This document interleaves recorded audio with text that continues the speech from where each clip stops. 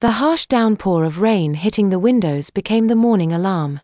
My head immediately recalled all that was planned for today, the preparation of Lee's party, as well as the setup of a more advanced security system, and a number of other things. Toby arrived in the dead of night yesterday after an apparent wild afternoon of letting loose with his friends. I informed him about the party that Amber and I were secretly throwing for little Lee, and he happily agreed to help in any way he could. With my little girl still sleeping soundly, I put forth the idea of starting early on our activities. The morning still held its ominous presence even after the clock struck 10 a.m. and the rain lessened its force. Amber felt it best to wait it out until it subsided completely, but Toby insisted on us going and doing whatever we needed to do. The both of us were wary, to say the least, on how Toby could take care of Lee while we were away. This was the whole point for him, surprisingly enough, as he wanted to show his parenting skills off to Amber in hopes of impressing her. Toby once more assured us that he would take excellent care of Lee, so after a quick glance at one another, Amber and I explained to the giant lug where all the necessities for the day were located. He nodded confidently as we finished explaining everything.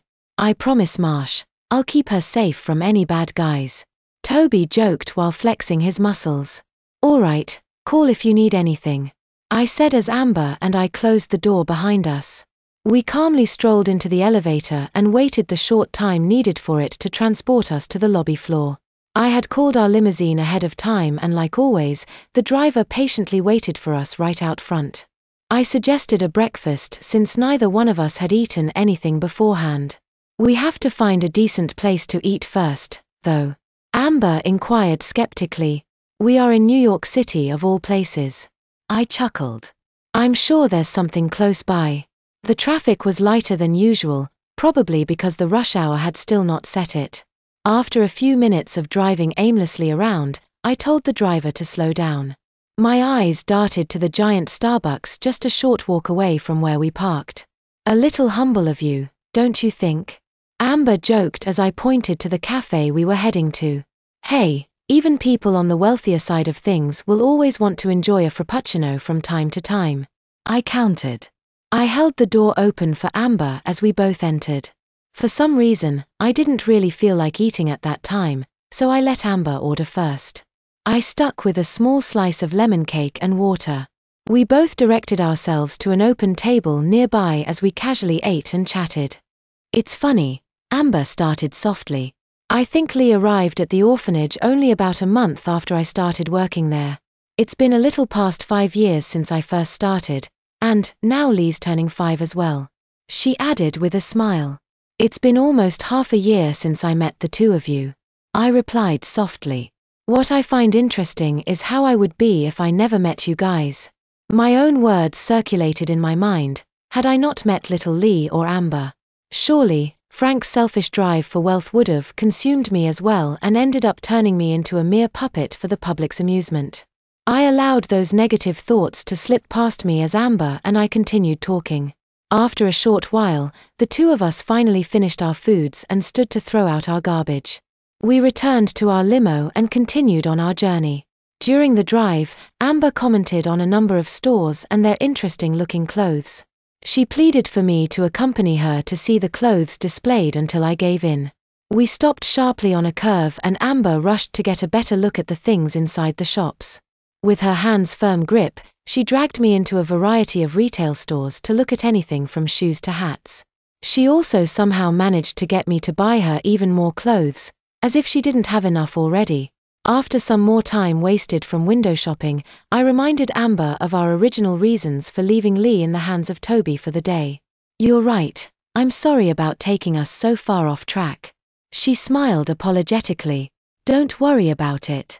Now where could we find a decent hardware store that could help us on the security system around the condo?" I pondered softly. My thoughts led us to a small electronics store that connected off the turning point of a street. I casually entered with Amber by my side. The store was adorned with a multitude of gadgets and devices that seemed to have just come from some sort of spy movie. Hidden cameras were shown on display as well as inconspicuous recording machines for God knows what reason someone would purchase them. An employee dressed in formal black and white attire approached us. "How's it going? You guys need help with anything?" the young man asked. Actually, we were just wondering if you guys had anything toward electronic security systems. I asked. Oh sure, come on back. He replied excitedly. The three of us spent the next hour or so reviewing countless electronic attachments, all varying greatly in price. With each selection of a certain product, the employee would explain to us the positive and negative points of the item before finally putting it down and reviewing another one. Amber's face after a while began to show painful boredom toward the subject, and I too was trying to find a way out of the situation I was in. In the end, I chose a system that had the highest quality and best rating. Even though its expensive price tag made me unsure, I mainly just wanted to get out of there. He also explained to us that a worker from the store was going to be coming around in a couple of days to install it. I held my excitement toward leaving one more moment as I finally thanked him for the help and bolted out of the store. I can't believe we went through all that just because you thought some guy was looking at us funny, Amber said as we re-entered the limousine. Come on, who hasn't heard the old saying better safe than sorry? I replied, chuckling. We continued driving around for several more minutes until my attention changed as I took notice of an ice cream store closing in on us.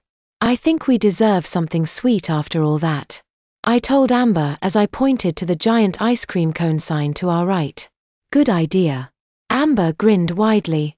The two of us pulled the doors open as the numerous choices of ice cream blinked softly at us above the cashiers.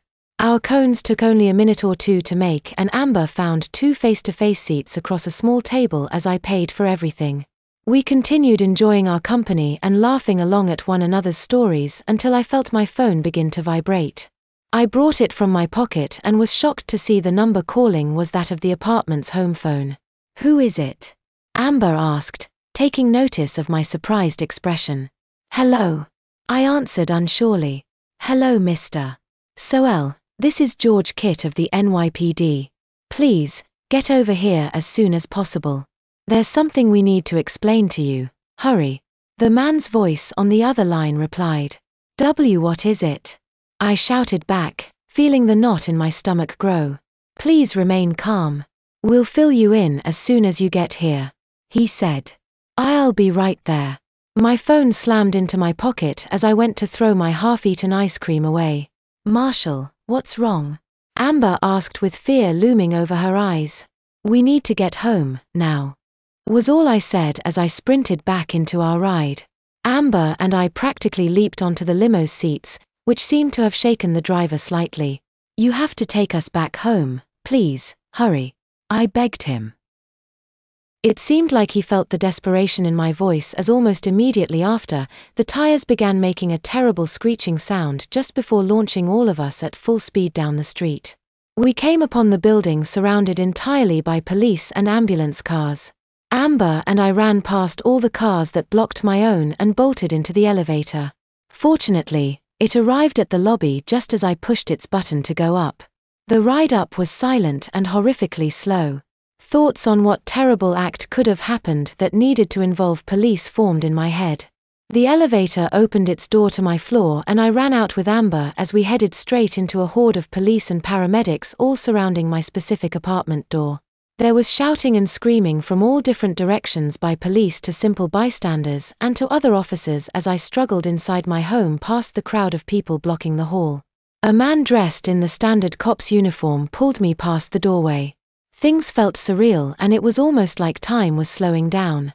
The officer's voice rung in my ears as the one who made the call just minutes ago. Marshall, you have to stay strong for me, he yelled as the noise of countless other people droned over him. Explain to me what is happening, I shouted back. His response was a frustrated shaking of his head as he pulled me even closer. Stay strong. You don't want to get your little girlfriend over there all freaked out. I'm sorry, Marshall. His last words became inaudible, but the distinct movements of his lips were enough for me to know what he said.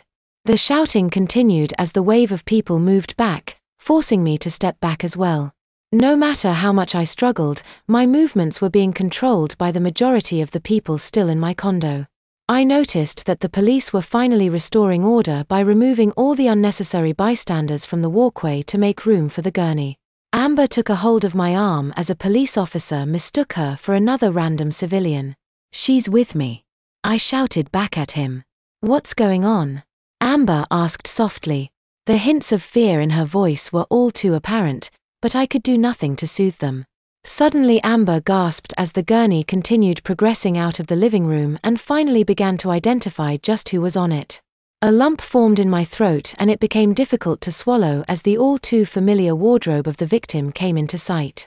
The two of us ran to the sides of the gurney, where Toby was laid on with heavy bruises all along the sides of his face and arms. Large slash marks also formed around his chest along with several bullet wounds around his legs and shoulder. His clothes were tattered and drenched in blood. If I didn't know any better, I would have thought he was dead. "I am sorry, Marsh," he gasped through his labored breaths. His blooded hand was swaying lazily off the gurney. I grabbed at it fiercely, attempting to not show any tears toward his condition. "It's all right, Toby. Who did this, man? Who?" I exclaimed as my hands shook. "It's not, all right. I couldn't stop them," he replied weakly. I felt a tear hit the hand that was still holding Toby's. I remembered then about Lee. "What do you mean?" My voice shook terribly. "We need to get him to a hospital." "Out of the way," a paramedic shouted back at me. The gurney was directed out into the hall by several other workers in white. After another moment of watching them push my battered friend out, I turned to the officer who stood in front of Amber and me. I could feel Amber shaking as the man began talking. "From the information gathered by your friend there, a team of 5 men all dressed in black broke into your home approximately 2 hours ago and beat him until he was well, like that," he explained slowly. A pause broke over his sentence. "I'm sorry," he added mournfully. "They took your daughter with them, Mr. Soel."